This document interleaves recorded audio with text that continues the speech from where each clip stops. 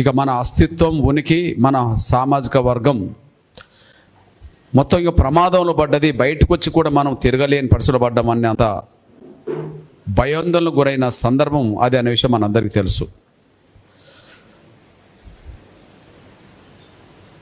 అంత భయాందోళనకు గురి కావడానికి గ్రామాన ఆ తీర్పు ప్రభావం ఆవేదన కల్పించడానికి కారణం ఏంటంటే మీడియా తీర్పును చాలా హైప్ చేసింది. వాస్తవానికి ప్లీజ్ ఆపేసే, ఫోటోలు తీసుకొని ఆపేసేయండి. రైట్. వాస్తవానికి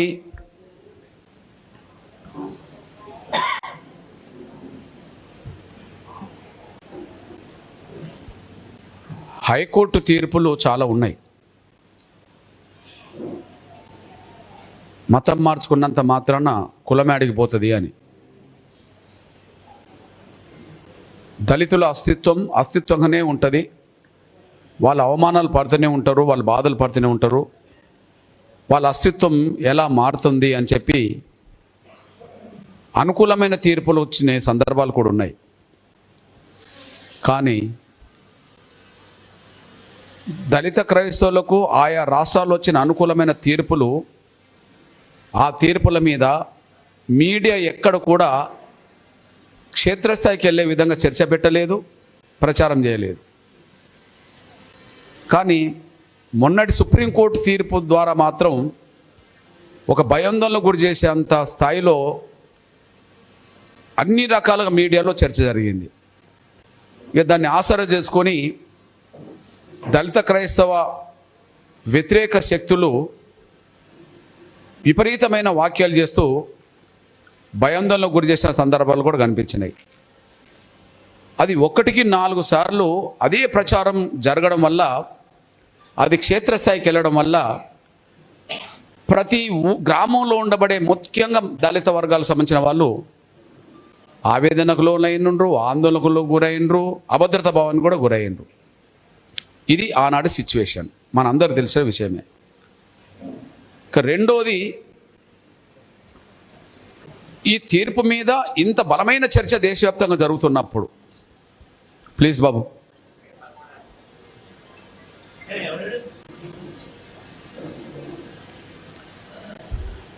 ఆ తీర్పు మీద 99% వ్యతిరేక ప్రచారం దేశవ్యాప్తంగా జరుగుతున్నప్పుడు, కోట్లాది మంది దళిత క్రైస్తవుల, దళితుల హృదయాలు ఆవేదనతో ఇబ్బంది పడుతున్నప్పుడు, మన తరపున ఈ దేశంలో ఉండబడి ఏ బలమైన శక్తులు మన తరపున మన కండగా మాట్లాడిన సందర్భాలు కనిపించలే. ఒక 4-5 రోజులు చూసాం. ఒకవైపేమో దళిత క్రైస్తవ వ్యతిరేక వర్గ ప్రచారం పతాక స్థాయిలో ఉన్నది, ఆ తీర్పును అడ్డం పెట్టుకొని. మరొక వైపు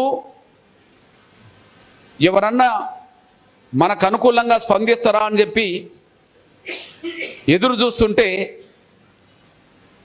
ఏ ఒక్క ప్రధాన రాజకీయ పార్టీ కూడా దాని మీద బలంగా స్పందించిన దాఖలాలు కూడా కనిపించలేదు. అప్పుడు అనిపించింది, ఓహో, దళిత క్రైస్తవ వ్యతిరేక శక్తులు బలంగా రోడ్డు మీదకి వస్తున్నాయి, కానీ మాట్లాడడానికి దళిత క్రైస్తవ సమాజ మిత్రులు అనబడుతున్న వాళ్ళు ఎవరు కూడా ఈ కష్టకాలంలో మనకు అండగా లేరు కదా అని చెప్పి కొంత అభిప్రాయం రావడానికి దారితీసింది. అట్లాంటి సమయంలో మరి దళిత క్రైస్తవుల ఆవేదన, అభద్రతా భావం పతాక స్థాయిలో ఉన్నప్పుడు మరి ఎవరూ పాత్ర పోషించాలన్నప్పుడు మనమే ముందుకు రావాలి, మనమే ఆ పాత్ర పోషించాలని చెప్పి ముందుగా అనుకోవడం ద్వారా మాత్రమే ఆ ప్రెస్ మీట్లు పెట్టడం జరిగింది. హైదరాబాదులో పెట్టిన మొదటి ప్రెస్ మీట్ మన దళిత హృదయాల్లోకి వెళ్ళిపోయింది, సమాజంలోకి కూడా వెళ్ళిపోయింది. దాని మీద కొంత వ్యతిరేకత వర్గం సంబంధించిన వాళ్ళు కొంత మాట్లాడే ప్రయత్నం చేయబోయారు. దానికి కౌంటర్గా మళ్ళీ గుంటూరులో బలంగా ప్రెస్ మీట్ పెట్టడం జరిగింది.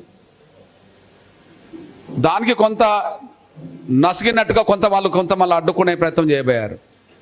దాని కొనసాగింపుగా మళ్ళా హైదరాబాద్లో ప్రెస్ మీట్ పెట్టడం జరిగింది. ఆ ప్రెస్ మీట్తో వాళ్ళకి అర్థమైపోయింది, ఓహో ఇక వీళ్ళతో పెట్టుకుంటే అంతిమంగా మనం ఓడిపోతామని చెప్పి వాళ్ళకి అర్థమైపోయింది. మన వాదనలో న్యాయం ఉన్నది, ధర్మం ఉన్నది. మన వాదన సమాజం అంగీకరించే కాడికి వస్తున్నది. వాళ్ళ వాదనలో ధర్మం లేదు, సమాజం అంగీకరించట్లేదు అనే విషయం వాళ్ళకి అర్థమైపోయింది. అప్పుడు కొద్దిగా వాళ్ళు వెనకతట్టు పట్టిన సందర్భాలు. మన వాళ్ళలో ఏదన్నా పెరిగిందంటే కొంత బాధ నుంచి ఉపశమనం లాగా, ఆవేదన నుంచి కొంత ధైర్యం పుంజుకునే విధంగా కొంత పాత్ర పోషించిన విషయం మనందరికీ తెలిసిన విషయమే. దానితో ముఖ్యంగా 2 తెలుగు రాష్ట్రాల్లో ఉండబడే మొత్తం మన దళిత సామాజిక వర్గంలో ఉండబడే అన్ని విభాగాల మీద అది కొంత ప్రభావితం చేసింది. ఎవరికి వాళ్ళు మాట్లాడుకునే కాడికి తీసుకొచ్చేసింది. అప్పుడు మన ముందున్న సవాల్ ఇంతకాలం కొనసాగిన కొంత అనైక్యత. మన ముందున్న కొనసాగిన మొదటి సవాల్ కొంత ఇంతకాలం కొనసాగిన అనైక్యత. కారణాలు ఏమైనా కానీ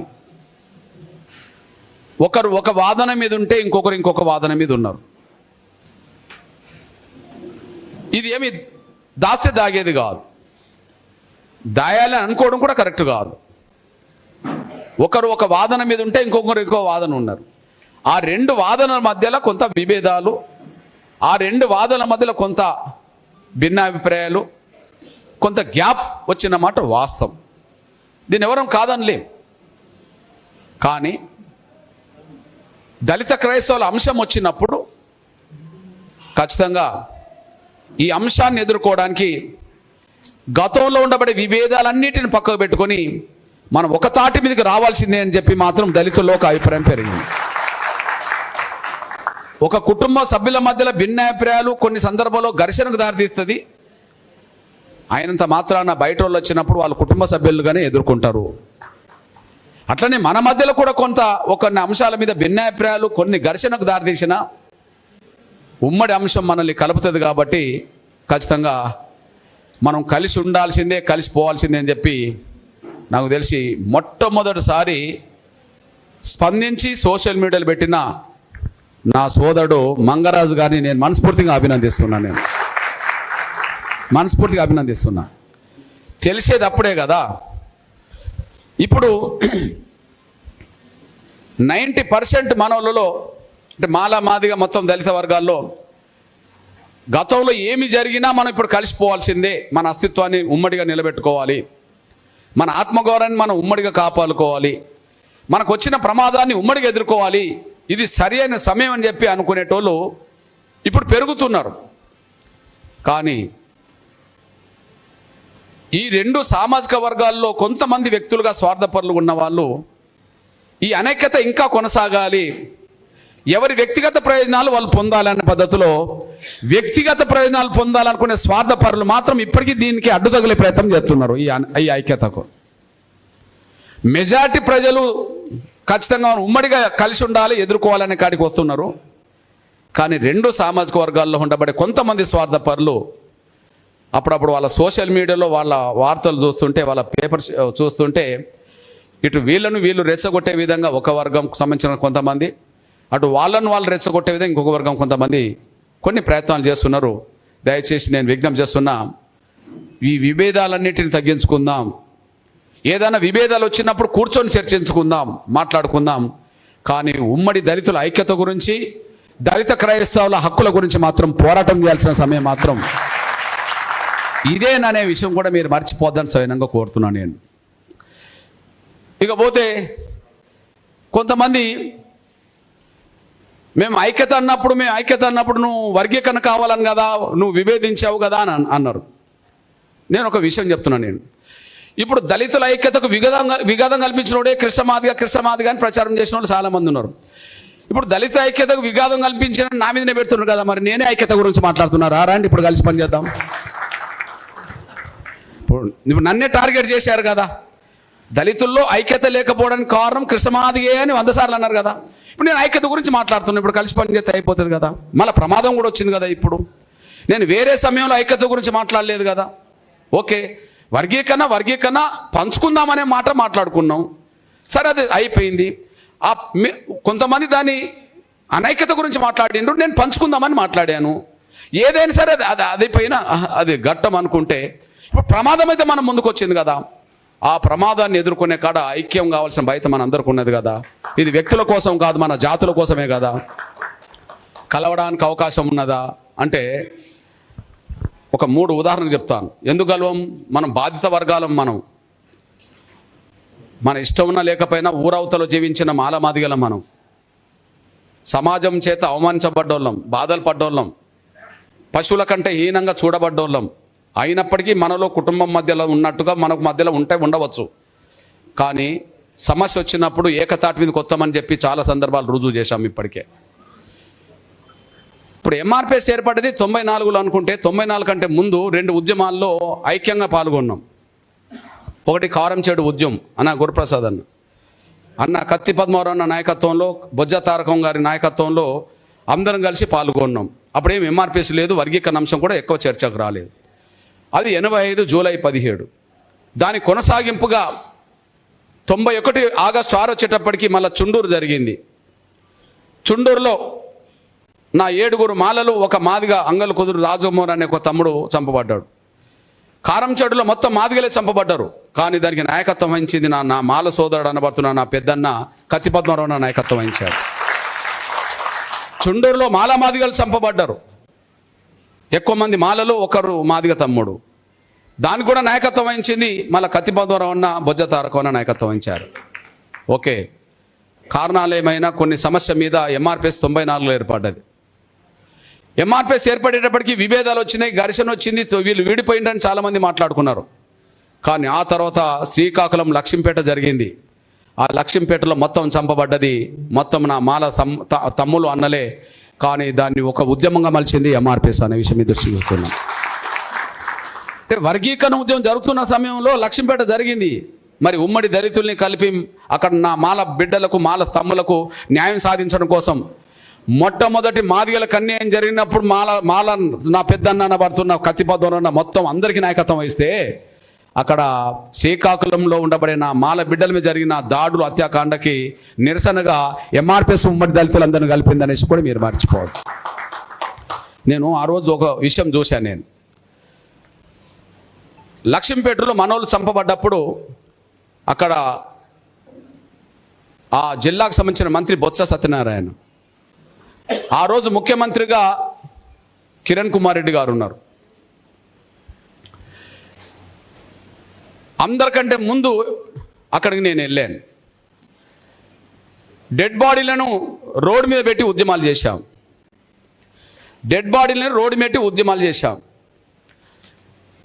ముఖ్యమంత్రి కూడా అక్కడికి వచ్చేసాడు. అంతకుముందు హైదరాబాదులో ప్రకటనకును మన ఉద్యమాల ద్వారా వచ్చిన ప్రకటన మళ్ళీ తేడా వచ్చేసింది. అంటే ఒక లైట్గా తీసుకున్నాడు హైదరాబాద్లో ఆయన పేపర్ ప్రకటన సంఘటనను. ఇక్కడికి వచ్చినప్పటికీ అది సీరియస్ అయిపోయింది, ఉద్యమం సీరియస్ అయిపోయింది. డెడ్ బాడీస్ రోడ్డు మీద ఉన్నాయి. అక్కడ నుంచి మళ్ళా ఉద్యమంగా తీవ్ర రూపం దాల్చింది. అక్కడికి వచ్చినప్పటికీ ఆయన ప్రకటన మళ్ళా మన ఉద్యమానికి అనుగుణంగా మలగాల్సిన పరిస్థితికి వచ్చేసింది. ఆ తర్వాత డెడ్ బాడీలు పోస్ట్ మార్టం జరిగిన తర్వాత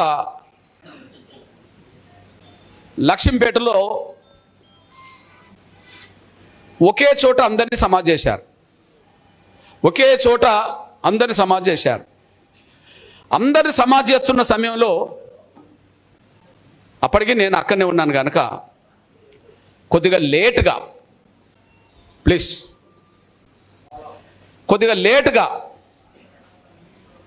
మన సోదరుడు హర్ష కుమార్ అక్కడికి వచ్చాడు. ఏ సమయానికి వచ్చాడు?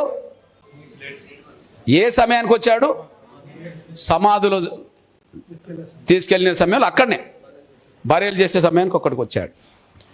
వచ్చిన వెంటనే లక్ష్మీపేటలో ఉండబడే ఒక నా ఆంధ్ర యూనివర్సిటీలో చదువుతున్న ఒక నా బిడ్డ, మాల బిడ్డ తమ్ముడు హర్ష కుమార్ అన్నను విమర్శించాడు. తమ్ముడు ఆపేసేయండి, ఫోటోలు తీసుకున్నారు సరిపోతాయి కదా, మనం అంతర్గతంగా 100 మాట్లాడుకుంటాం. అక్కడ ఉండబడే ఆంధ్ర యూనివర్సిటీ స్టూడెంట్ నా మాల బిడ్డ, అప్పుడే వచ్చిన, మీరు ఎప్పుడైనా హర్షకుమార్ అని అడగండి, అప్పుడే వచ్చిన హర్షకుమార్ గారిని బాగా విమర్శించాడు. లక్ష్మీపేట సంఘటన జరిగి అంత ఘోరమైన సంఘటన బాగా ఎక్స్పోజ్ అవుతుంటే, ఎక్స్పోజ్ అయిన మరుక్షణమే వచ్చి ఇక్కడ అన్న వచ్చి ఉద్యమం రోడ్డు మీద డెడ్ బాడీని పెట్టుకొని ఉద్యమాలు చేస్తుంటే, మీరు పక్క జిల్లాలో ఉన్నారు కదా, మీరు సమాధి చేసే రోజు ఎందుకు వచ్చిండ్రు అన్నాడు. ఎవరిని అడిగిండ్రు? హర్షకుమార్ గారు కొంత తెలివి కల్లోడు కదా. ఆయన ఏమన్నాడంటే, ఈ సంఘటన జరిగిన వెంటనే నేను టీవీలో చూసిన వెంటనే అక్కడ కృష్ణ కనిపిస్తాడు, ఇక కృష్ణ ఉన్నాడు కాబట్టి నేను ఎందుకని అనుకున్నా అని చెప్పి ఆయన అన్నాడు. మనోడు చూడు కథ ఎట్లా మలిసిండో. అరే నేను టీవీలో చూసేటప్పటికీ అన్న అక్కడ కనిపిస్తున్నాడు కదా, కృష్ణమాధి గారు కనిపిస్తున్నాడు కదా, కృష్ణమాధి గారు ఉన్న తర్వాత నేను ఇంకా అంత అకస్మాత్తుగా పోవాల్సిన అవసరం ఉన్నది, ఆయన చూసుకుంటాడు కదా అని నేను అనుకున్నాను కాబట్టి నేను రాలేదు అని అన్నాడు. తప్పించుకోవడానికైనా మంచి తెలివి కల్లా మాట్లాడిండు. ఏదైనా సరే అంటే విషయం చెప్తున్నా నేను. అంటే ఎంఆర్పిఎస్ ఉద్యమం లేనప్పుడు ఐక్యత గురించి యుద్ధాలు చేశాం, ఆత్మగౌరవం విషయంలో కలిసి. ఎంఆర్పిఎస్ వచ్చిన తర్వాత కూడా లక్ష్మీపేటలో యుద్ధం చేశాం ఆత్మగౌరవం కోసం, దళితులందరం కలిసి. తేడా ఎక్కడ రానియాలి నంబర్ 1. ఇకపోతే వర్గీకరణ ఉన్నప్పుడు ఒక సమస్య, వర్గీకరణ లేనప్పుడు ఒక సమస్య. ఉమ్మడి సమస్యలు మళ్ళీ డీల్ చేశాం. వర్గీకరణ ఉన్నప్పుడు ఒక సమస్య, వర్గీకరణ లేనప్పుడు ఒక సమస్య. ఉదాహరణకు ఎస్సీ వర్గీకరణ 2000 సంవత్సరం నుంచి అమలు జరిగింది. కానీ 2002లో మన ఎస్సీ ఎస్టీ మాదిగ గిరిజన ఉద్యోగస్తులు నా దగ్గరకు వచ్చారు. అన్న, ఎప్పుడో దామోదర సంజయ్ మన దళితుడు ముఖ్యమంత్రి ఉన్నప్పుడు ఎస్సీ ఎస్టీ ఉద్యోగస్తులకు ప్రమోషన్లో రిజర్వేషన్లు తీసి ఒక 4 డిపార్ట్మెంట్లు ఆయన అమలు చేసిండు. కానీ ఆ తర్వాత మళ్ళీ నీలం సంజయ్ రెడ్డి గారు ముఖ్యమంత్రి అయ్యి ఆ జీవోను రద్దు చేసిండు. మన దళితుడు కాబట్టి ప్రమోషన్లో రిజర్వేషన్లు తీసుకొచ్చిండు. మేము చేసిన విజ్ఞప్తి మేరకు ఆనాటి కాలంలో మనోళ్ళు చేసిండ్రి. కానీ ఇప్పుడు ఏమో దాన్ని నీలం సంజయ్ రెడ్డి మొత్తం రద్దు చేసిండు. ఇప్పటి వరకు మళ్ళీ అట్లనే ఉన్నది కానీ దాన్ని ఎవరు పట్టించుకోలేదు అన్నారు. వర్గీకరణ అనుకూల వ్యతిరేకం వల్ల కొంత గ్యాప్ వచ్చినమాట నిజమే. కానీ ఎస్సీ ఎస్టీ ఉద్యోగస్తులకు ప్రమోషన్లు రిజర్వేషన్లు రావాల్సిందే అని చెప్పి డిమాండ్ చేస్తూ 50,000 మంది మన మాదిగ గిరిజన ఉద్యోగస్తులతో హైదరాబాద్లో పెద్ద ప్రదర్శన చేస్తే, ఆ ప్రదర్శన జరిగిన రోజే ప్రమోషన్లో రిజర్వేషన్లు జీవో వచ్చేసింది.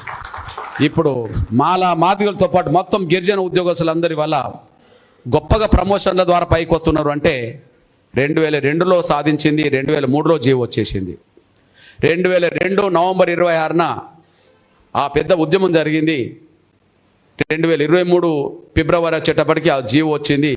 జీవో నంబర్ 502నో ఆ జీవో వచ్చేసింది. దానివల్ల వేలాది మంది మనోళ్ళు, మన దళితుల్లో అయితే మాదిగా ఇతర వర్గాలు రెల్లి లేదా గిరిజన వర్గాలకు సంబంధించిన వాళ్ళు ఉన్నత స్థాయికి ఎదగడానికి ఒక బేస్ ఏర్పడ్డది. అంటే వర్గీకరణ అమలు జరుగుతున్నప్పుడు కూడా మన ఐక్యతకు పిలుపునిస్తే ఒక తాటి మీద నిలబడ్డరు అనడానికి ఒక సాక్ష్యం. ఏమి ఎల్లకాలం కొనసాగాలి అనైక్యత. ఐక్యత గురించి అట్లా వచ్చినప్పుడు ఐక్యత గురించి మాట్లాడుకున్నాం. 2, ఇప్పుడు ఈ మధ్య కాలంలో ఎక్కువ మళ్ళీ వర్గీకరణ అనుకూల వ్యతిరేక వాదన రోడ్డు మీదకి వచ్చేసింది. అనుకూల వ్యతిరేక వాదన రోడ్డు మీద జరుగుతున్న సమయంలోనే ఉమ్మడిగా మన ఎస్సీ ఎస్టీ యాక్ట్ రద్దయిపోయింది. 2018లో. అది కూడా సుప్రీంకోర్టు ద్వారానే రద్దయిపోయింది. మరి ఒక్క వర్గీకరణ అనుకూల వ్యతిరేక మాటలు వాదన రోడ్డు మీదకి వస్తున్న సమయంలో కూడా ఉమ్మడిగా వచ్చిన ప్రమాదాన్ని ఎదుర్కోవడం కోసం అవన్నీ కాసేపు పక్కకు పెట్టుకుందాం, ముందు మన అస్తిత్వాన్ని ఆత్మగౌరవాన్ని ఉమ్మడిగా కాపాడుకోవాలి కాబట్టి అని చెప్పి మొత్తం మాదిగా దళిత సంఘాలు గిరిజన సంఘాలు ఏకతాటి నిలబడి 10 లక్షల మందితో వరంగల్లో మీటింగ్ పెట్టాం. వేదిక మీదకి ఎవరెవరిని పిలిచాం? లక్షలాది మంది వచ్చిన ఆ సభకు మన డాక్టర్ బాబాసాహెబ్ అంబేద్కర్ మనవడు అనబడుతున్న ప్రకాష్ అంబేద్కర్ని పిలిచాం. వేదిక మీదకి వచ్చేసాడు. బాబు జగ్జీవన్ కూతురు మీరా కుమార్ గారు వచ్చారు, వేదిక మీదకి వచ్చేసారు. ఆ ఇద్దరు మహనీయులు మన దళిత వర్గాలకు వాళ్ళ జీవించిన కాలంలో సేవ చేసిన వాళ్ళు. కానీ వాళ్ళ వారసులు అనబడుతున్న వాళ్ళని ఒక వేదిక మీద తీసుకొచ్చినాం. భారతదేశంలో మొదటిసారి ఒకే వేదిక మీదకి వచ్చింది. ఆనాడు లోక్సభ ప్రతిపక్ష నాయకుడు మల్లికార్జున్ ఖర్గే, ఆయన కూడా వరంగల్ సభకు వచ్చేసాడు. ఆనాడు సిపిఐ పార్టీ ఇప్పుడు జాతీయ ప్రధాన కార్యదర్శి డి రాజా గారు, అప్పుడు సురవణ సుధాకర్ రెడ్డి గారు ప్రధాన కార్యదర్శిగా ఉంటే డి రాజా గారు జాతీయ కార్యదర్శిగా ఉన్నాడు. డి రాజా గారు కూడా మన దళితుడే కాబట్టి ఆయన కూడా వేదిక మీదకి వచ్చేసాడు. అంటే దేశంలో ఉండబడే అన్ని రాజకీయ పార్టీల ప్రధాన లీడర్లు, మన దళిత లీడర్లందరినీ వేదిక మీద తీసుకొచ్చాం. అక్కడి నుంచి ఢిల్లీలో సభ పెట్టేశాం. ఆ ఢిల్లీలో సభకు రాహుల్ గాంధీ గారిని వేదిక మీద తీసుకొచ్చాం. అదే సమయంలో సీతారాం యేచూరి గారిని వేదిక మీద తీసుకొచ్చాం. అక్కడ కూడా సురవణ సుధాకర్ రెడ్డి గారు మళ్ళీ వేదిక మీదకి వచ్చాడు. అదే సమయంలో మనం చేసిన ధర్నాకు మాజీ ప్రధానమంత్రి దేవగౌడ గారిని తీసుకొచ్చాం. ఢిల్లీలో మన ధర్నా జరుగుతున్న రోజే మళ్ళీ ఎస్సీ ఎస్టీ యాక్ట్ మళ్ళీ లోక్సభలో రాజ్యసభలో మళ్ళీ ఆమోదం పొందింది. ఇప్పుడు నిలబెట్టుకున్నాం. అది ఏ కాలం? అది వర్గీకరణ అనుకూల వ్యతిరేక వాదన రోడ్డు మీదకి వచ్చిన కాలం. 2002 వర్గీకరణ అమలు జరుగుతున్న కాలంలో కలిసి యుద్ధం చేశాం, సాధించుకున్నాం. 2018లో వర్గీకరణ అనుకూల వ్యతిరేక వాదనలు రోడ్డు మీదకి వస్తున్న కాలంలో ఒక ప్రమాదాన్ని వచ్చినప్పుడు ఆ ప్రమాదాన్ని దృష్టి పెట్టుకొని మన అనుకూల వ్యతిరేక వాదన కాసేపు పక్కకు పెట్టుకుందాం, ఉమ్మడిగా మనకు వచ్చిన ప్రమాదాన్ని ఎదుర్కొందామని చెప్పి ఆనాడు ఉద్యమం చేస్తే ఇప్పుడు యాక్ట్ కాపాడుకున్నాం. అందువల్ల అనైక్యత గురించి ఆలోచించే వాళ్ళు సమస్య వచ్చినప్పుడు ఏకమవుతాం అనే విషయం కూడా మర్చిపోద్దని సరైన కోరుతున్నాను నేను. ఉమ్మడిగా సమస్య వచ్చినప్పుడు, ఉమ్మడిగా ఏదైనా ఇబ్బంది వచ్చినప్పుడు ఖచ్చితంగా ఉంటాం. భిన్నాభిప్రాయాలు ఉండవా అంటే ఉంటాయి. ఒక కుటుంబంలో అన్నదమ్ముల మధ్యలో ఉండవా అంటే ఉంటాయి. కొన్ని సమస్యలు భిన్నాభిప్రాయాలు కూడా కొంత ఘర్షణకు దారితీయదా కొన్ని సందర్భాలు అంటే ఉంటుంది. ఆయన ఉమ్మడిగా ప్రమాదం వచ్చినప్పుడు ఎదుర్కొంటామనే చైతన్యం కూడా ఉంటుంది. అది రుజువు అయిపోయింది. అది రుజువు కాకపోతే లక్ష్మీపేటలో ఎంఆర్పీఎస్ ఎందుకు నాయకత్వం వహించింది? అది రుజువు కాకపోతే ఎస్సీ ఎస్టీ ఉద్యోగస్తులకు ప్రమోషన్లు, రిజర్వేషన్లు ఈ దేశంలో ఎక్కలేని విధంగా ఎక్కడ ఎందుకు వచ్చినాయి? అది రుజువు కాకపోతే ఎస్సీ ఎస్టీ యాక్ట్ పరిరక్షణ కోసం దేశంలో ఎక్కడ జరగకపోతే మనమే ఎందుకు దేశాన్ని ఏకం చేయాల్సి వచ్చేసింది? కలిసి పని చేసుకున్నాం కదా, సాధించుకున్నాం కదా, నిలబెట్టుకున్నాం కదా. ఇది కూడా అంతే. ఇది ఒక రకం చెప్పాలంటే ఈ ఆర్డర్ అనేది మనకు అవమానమే. 1950లో వచ్చిన ఆర్డర్ ఏదైతే ఉన్నదో కేవలం హిందూ మతంలో ఉండబడే దళితులకు మాత్రమే ఎస్సీ హోదా వర్తిస్తుంది, ఇక మిగిలిన ఎవరికి వర్తించదు అన్నట్టుగా ఆర్డర్ 1950లో వచ్చేది. దాన్ని 56 వచ్చినప్పటికీ అది సిక్కులకు కూడా వర్తింపజేశారు. సిక్కు దళితులకు కూడా ఎస్సీ హోదా వర్తిస్తుంది అని చెప్పి దాన్ని 90 వచ్చేటప్పటికి దళిత బౌద్ధులకు కూడా వర్తింపజేశారు. బౌద్ధ మతం తీసుకున్న దళితులకు కూడా ఎస్సీ హోదా వర్తిస్తుంది అని చెప్పి ఏది అయినా ఎవరికి లేని ఆంక్షలు మన దళితుల మీదనే ఆర్డర్ ద్వారా వచ్చేసింది. ఆర్డర్ వచ్చింది ఎప్పుడు? రాష్ట్రపతి రూపంగా ఆర్డర్ వచ్చింది ఎప్పుడు? 1950 ఆగస్టు 10న. రాజ్యాంగం అమల్లోకి వచ్చింది ఎప్పుడు?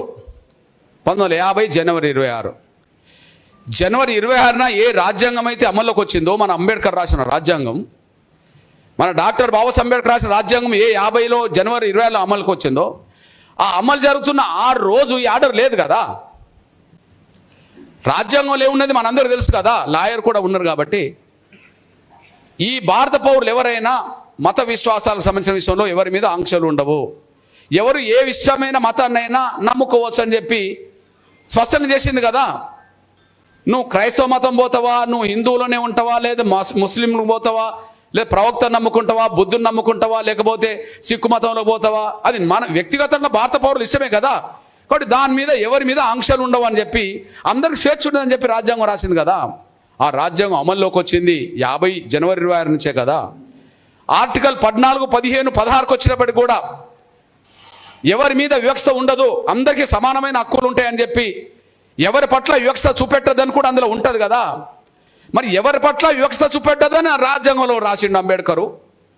మరొక పక్క మత స్వేచ్ఛ అందరికీ ఉన్నదని చెప్పి రాజ్యాంగంలో రాశారు. కానీ ఆగస్టు 10కి వచ్చేటప్పటికి మాత్రం ఒక దళితులు మాత్రం మతం మార్చుకోవద్దు, వాళ్ళు మతం మార్చుకుంటే వాళ్ళు దళితులు కాకుండా పోతారు, వాళ్ళ ఎస్సీ హోదా రద్దు అవుతుందని చెప్పి 50లో ఆర్డర్ రావడమే ఒక రకం చెప్పాలంటే దళితులంటే వాళ్ళ దృష్టిలో ఒక చిన్న చూపుకు, దళితులంటే ఒక లెక్కలేనితనానికి, దళితులు మా కాళ్ళకాడ పడి ఉండాలి, మా కాళ్ళకాన్నే పడి ఉండాలి, మేము ఏమన్నా పడి ఉండాలి, మీరు బజార్లో తిరగద్దంటే తిరగద్దు, మీరు చదువుకోవద్దంటే చదువుకోవద్దు, మీరు పైకి రావద్దంటే రావద్దు, ఏదైనా మన కాళ్ళకాడు ఉండాలనుకుంటే ఎస్సీ హోదా ఉండాలంటే నువ్వు హిందూ మతంలోనే ఉండాలి, నువ్వు పక్కకి వెళితే నీ హోదా ఉండదని చెప్పి కేవలం ఎవరికి లేని ఆంక్షలు రాష్ట్రపతి ఆర్డర్ ద్వారా కేవలం దళితులకు మాత్రమే వచ్చేసింది. నిజంగా ఈ దేశంలో మతం మార్చుకునే వాళ్ళు రెండు రకాలుగా ఉన్నారు. ఒకటి, కొన్ని వందల సంవత్సరాల క్రితం మనల్ని చదువుకోవడానికి అవకాశం లేని రోజుల్లో వాళ్ళు వచ్చి చదువు నేర్పించారు. మా స్కూల్కు రావద్దంటున్న రోజుల్లో వాళ్ళు స్కూళ్ళు కట్టించారు. మా గుడిలోకి రావద్దంటున్న రోజుల్లో వాళ్ళు చర్చి కట్టించేశారు. మీరు బజార్ తిరగద్దంటున్న రోజుల్లో వాళ్ళు హక్కున చేర్చుకున్నారు. మనం అనారోగ్యానికి గురైన రోజుల్లో వాళ్ళు ఆసుపత్రులు కట్టించారు. నిజంగా దళితులు ఎవరన్నా మతమే మార్చుకున్నారు, క్రైస్తవ మతంలో చేరిండ్రు అంటే ఏ ఆదరణ లేని, ఎవరి ప్రేమ లేని, ఎవరి అభిమానం లేని ఒక వర్గంగా ఉండబడే దళితులు ఎవరైతే ఆదరించారో, ఎవరైతే హక్కును చేర్చుకున్నారో వాళ్ళ దగ్గరికి వెళ్ళడానికి అవకాశం వచ్చేసింది. ఓకే, ఏ ఆధారం లేని వాళ్ళు అవకాశం ఎవరన్నా గౌరవిస్తే వాళ్ళ దగ్గరికి వెళ్ళారు, ఎవరైనా సహకరిస్తే వాళ్ళ దగ్గరికి వెళ్ళారు. వీళ్ళ పరిస్థితి అది. మరి బ్రాహ్మణులు ఎందుకు వెళ్ళారు? కమ్మోళ్ళు ఎందుకు వెళ్ళారు? కాపులు ఎందుకు వెళ్ళారు? రెడ్లు ఎందుకు వెళ్ళారు? ఇతర వర్గాలకి ఎందుకు వెళ్ళి? వాళ్ళకి అన్నీ ఉన్నాయి కదా. అంటే అన్నీ ఉన్న వాళ్ళు పోయినా వాళ్ళకి అభ్యంతరం లేదంట. అవకాశాలు, గౌరవం. అవకాశాలు ఎవరికి ఉన్నాయి? ఉన్నత వర్గాలకు ఉన్నాయి. గౌరవం ఎవరికి ఉన్నది? ఉన్నత వర్గాలకు ఉన్నది. ఈ దేశంలో, ఈ సమాజంలో అవకాశాలు ఉన్న వాళ్ళు, అన్ని ఉన్న వాళ్ళు మతం మార్చుకుంటే అది తప్పు కాదంట. అది తప్పు కాదంట. వాళ్ళ మీద ఆంక్షలు లేవు. ఇవాళ ఎస్సీల మతం మార్చుకుంటే ఇవాళ ఎస్సీ హోదా రద్దు అవుతే ఇవాళ యాక్ట్ రద్దు అవుతుంది, లేదా రిజర్వేషన్లు రద్దు అవుతాయి. వీళ్ళు బీసీసీలో పోవాలట. కానీ అదే ఓబీసీ రిజర్వేషన్లు ఉన్నాయి. ఓబీసీ రిజర్వేషన్లు ఉన్నాయి. ఆ ఓబీసీ రిజర్వేషన్లో నువ్వు ఏ కేటగిరీలో అన్నా చూడండి, ఏ గ్రూపులో, బీసీ ఏ గ్రూపులో బీసీ హిందువులు ఉన్నారు, ఏ గ్రూపులో బీసీ క్రైస్తవులు ఉన్నారు, ఏ గ్రూపులో బీసీ ముస్లింలు కూడా ఉన్నారు. మీరు చెక్ చేసుకోండి ఆంధ్రప్రదేశ్ లిస్టులో. బీసీ ఏ గ్రూపులో ముస్లింలు ఉన్నారు, ప్రవక్త నమ్ముకున్న వాళ్ళు ఉన్నారు, క్రైస్తవులు నమ్ముకున్న వాళ్ళు ఉన్నారు, హిందువు నమ్ముకున్న వాళ్ళు ఉన్నారు. బి గ్రూపులో హిందువులు ఉన్నారు, క్రైస్తవులు ఉన్నారు, ముస్లింలు ఉన్నారు. సి గ్రూప్ అంటే కేవలం మాలా మాదిగలు మతం మార్చుకున్న వాళ్ళకి వస్తుంది అంతే. అంటే వీడు ఎస్సీ హోదా రద్దయి అందులో ఒక 1% ఇచ్చారు. అందులో వేరే వాళ్ళు ఎవరు లేరు, మాలా మాదిగలే ఉంటారు. కానీ బీసీలో ఎవరు ఉన్నారు? బీసీ ఏలో బీసీ హిందువులు ఉన్నారు, బీసీ ముస్లింలు ఉన్నారు, బీసీ క్రైస్తవులు ఉన్నారు. ఏ గ్రూప్లో? బీసీ బిలో ఉన్నారు. బీసీ ఈ అంత వాళ్ళదే. అంటే వాళ్ళు ఎన్ని రకాల సౌకర్యాలు పొందుతున్నారు? క్రైస్తవులైనా పొందుతున్నారు బీసీ హోదాలో, ముస్లింలైనా పొందుతున్నారు బీసీ హోదాలో, హిందువులైనా పొందుతున్నారు బీసీ హోదాలో. వాళ్ళ హోదా రద్దు కాలే, వాళ్ళ రిజర్వేషన్లు రద్దు కాలే. ఇప్పుడు మనకు అగ్రకులాల పేదలకు ఈడబ్ల్యూఎస్ రిజర్వేషన్లు వచ్చినాయి. అగ్రకులాల పేదలకు ఈడబ్ల్యూఎస్ రిజర్వేషన్లు వచ్చినాయి. మీరు ఈ రాష్ట్రంలో ఈడబ్ల్యూఎస్ రిజర్వేషన్ లిస్ట్ చదవండి. ఎస్సీ కాని వాళ్ళు ఓబీసీ లిస్టులో లేని వాళ్ళు, ఎస్సీ కాని వాళ్ళు ఓబీసీ లిస్టులో లేని వాళ్ళు, వాళ్ళందరూ ఈడబ్ల్యూఎస్ రిజర్వేషన్లు వస్తారు. వాళ్ళు ఎవరు?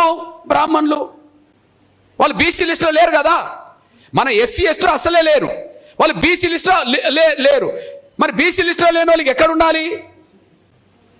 ఈడబ్ల్యూఎస్ రిజర్వేషన్ ఉండాలి. బ్రాహ్మణులు గన్లనే ఉన్నారు కదా, రెడ్లు గన్లనే ఉన్నారు కదా, కమ్మవాళ్ళు గన్లనే ఉన్నారు కదా, కాపులు గన్లనే ఉన్నారు కదా, రాజులు గన్లనే ఉన్నారు కదా, వెలమలు గన్లనే ఉన్నారు కదా, అందరు గన్లనే ఉన్నారు కదా. ఇప్పుడు ఆ ఈడబ్ల్యూఎస్ రిజర్వేషన్లో ఎవరెవరు తీసుకుంటారు? అగ్రకులాల బ్రాహ్మణులు క్రైస్తవులు ఉంటే క్రైస్తవులు తీసుకుంటున్నారు. అగ్రకులాలకు సంబంధించిన వాళ్ళలో మహమ్మదీయులు, ఇప్పుడు అసౌద్దీన్ ఓ పేరు విన్నారనుకోండి, ఈ అసౌద్దీన్ సంబంధించిన వాళ్ళు ఏ గ్రూపులో వచ్చిండ్రు? ఈడబ్ల్యూఎస్లోనే వచ్చేసిండ్రు. ఈడబ్ల్యూఎస్ రిజర్వేషన్లో వాళ్ళు వచ్చారు. అదే సమయంలో బ్రాహ్మణులు హిందువులు తీసుకుంటున్నారు అన్న. అంటే ఈడబ్ల్యూఎస్ రిజర్వేషన్లో బ్రాహ్మణులు అయితే హిందువులైనా తీసుకుంటున్నారు, ఆ బ్రాహ్మణ హోదాకు సమానమైన మహమ్మదీయులు తీసుకుంటున్నారు, ఆ బ్రాహ్మణ హోదాకు సమానంగా ఉండబడే క్రైస్తవులు కూడా తీసుకుంటున్నారు. కమ్మ వాళ్ళు ఈడబ్ల్యూఎస్ రిజర్వేషన్లో క్రైస్తవులు తీసుకుంటున్నారు, హిందువులు తీసుకుంటున్నారు. రెడ్లు హిందువులు తీసుకుంటున్నారు, క్రైస్తవులు తీసుకుంటున్నారు.